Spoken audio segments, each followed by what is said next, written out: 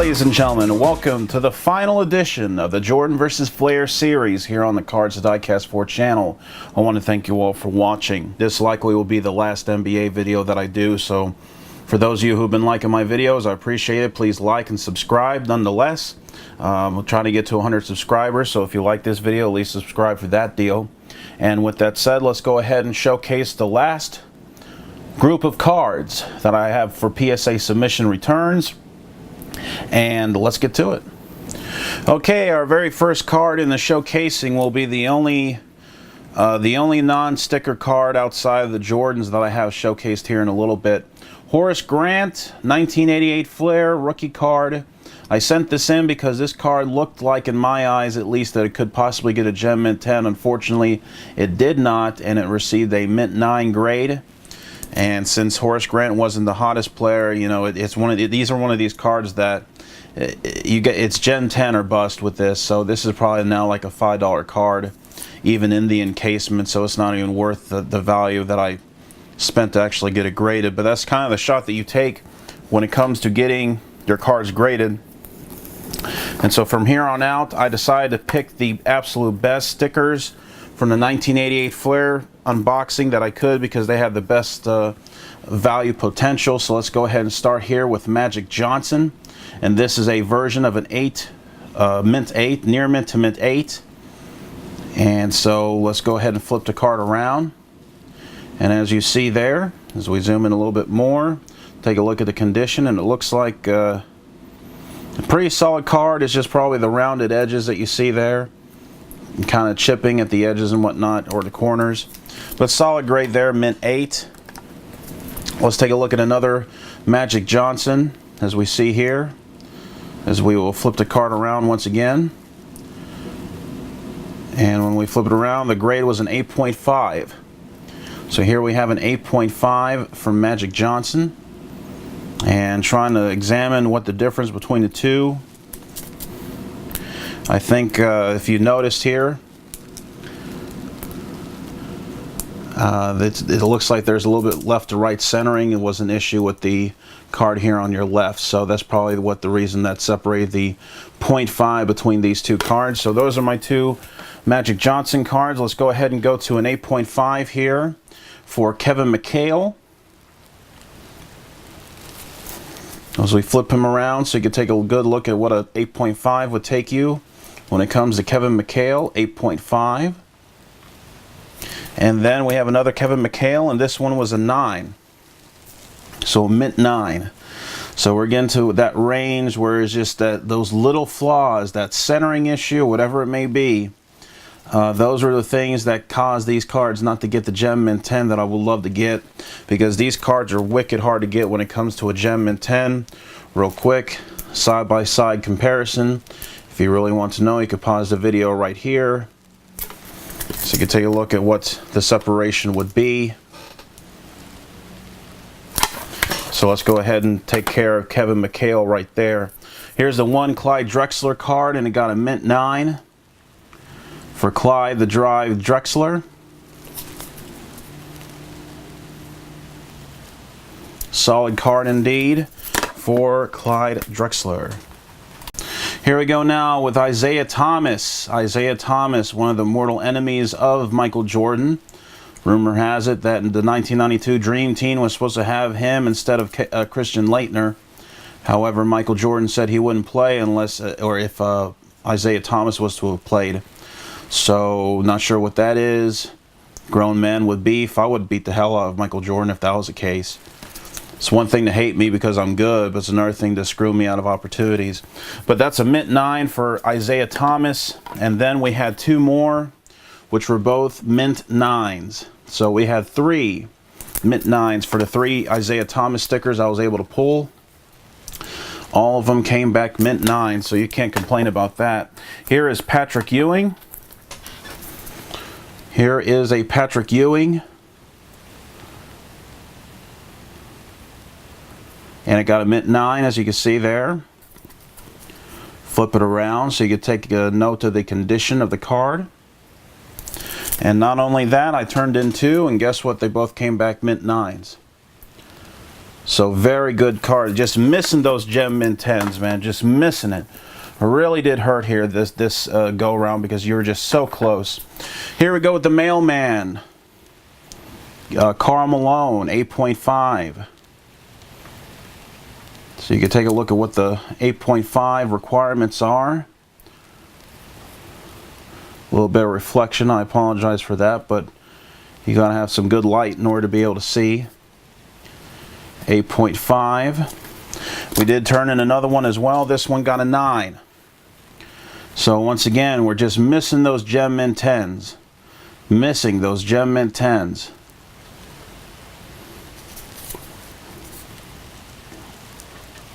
These were the best. I do have a couple more stickers out there to show, or I could send in, but I thought these were the absolute best that I could. I went based off of a gem mint 10 for the Jordan, and I took a look at that, and then I tried to compare my cards to that gem mint 10, and that was the criteria that I used when it came to picking which sticker cards to send in, because it can be quite expensive to send these cards over to PSA.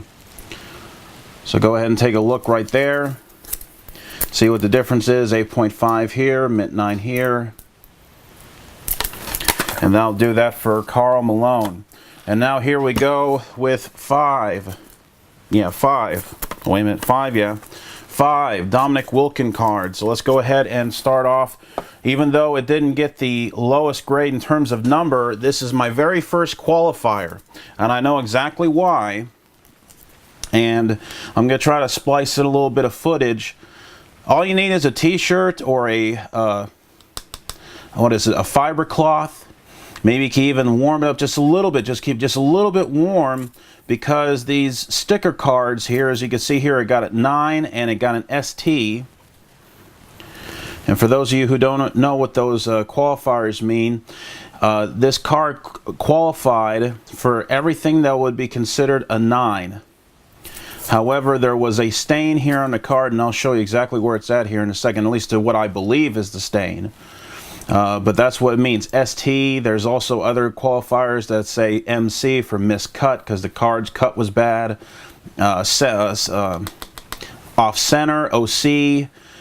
When it comes to the picture of the card, it was a little bit too fuzzy, or the corners here or the picture here was too much to one side, chronically too much to one side, to where you couldn't give it a solid grade. But this actually got my very first qualifying grade at a 9 ST for the stain. Now, if you watch my video, I have it here. It was a wax prep removal for BGS or PSA submissions, and I did this with every one of my cards. However, with this card here, I missed one spot. And let's see if I can pick it up here with the camera. I'm trying to see if I'm going to be able to do it. I probably need to flash it across the light. Let's see if I can get it right there. You see that? You gotta have the video on high quality. But I missed a spot. You could barely see it.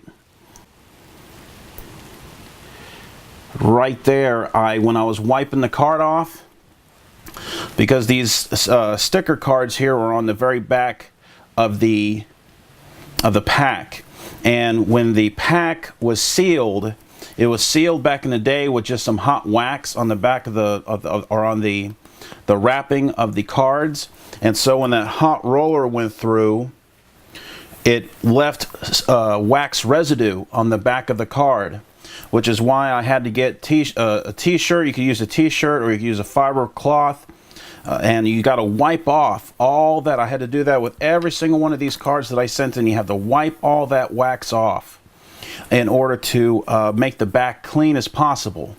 And in this instance, I did a good job. However, you could barely see it here, but I know there was one. If you were to look at it, in fact, let me see if I can't take this off of the fitted sleeve. Maybe you could see a little bit better from there. You see it right there? You can see a little bit better.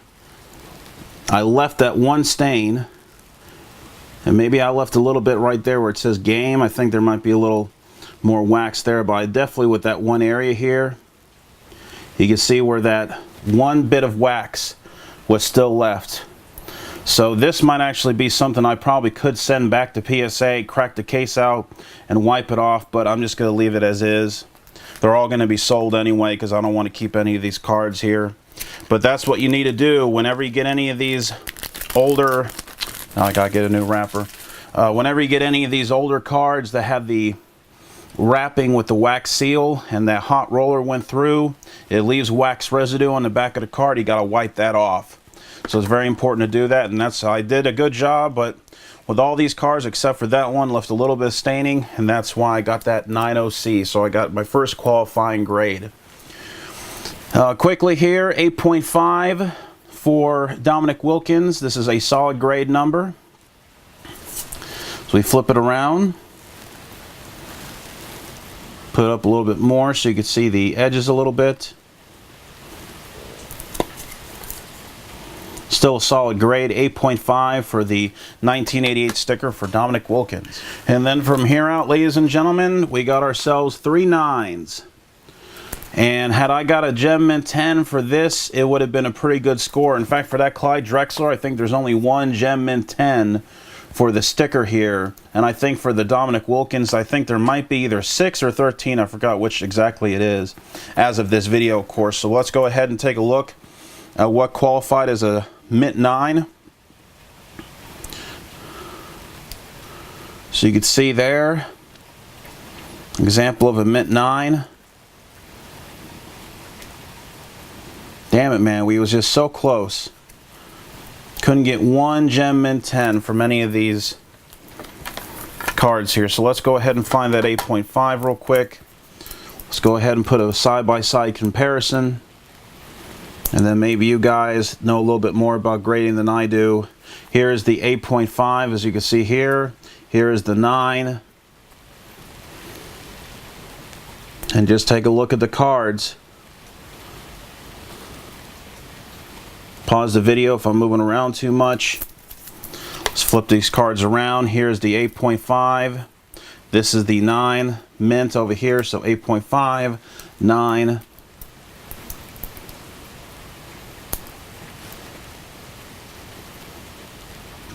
Try to angle them the light a little bit. Remember, you can't pause the video if I'm moving around.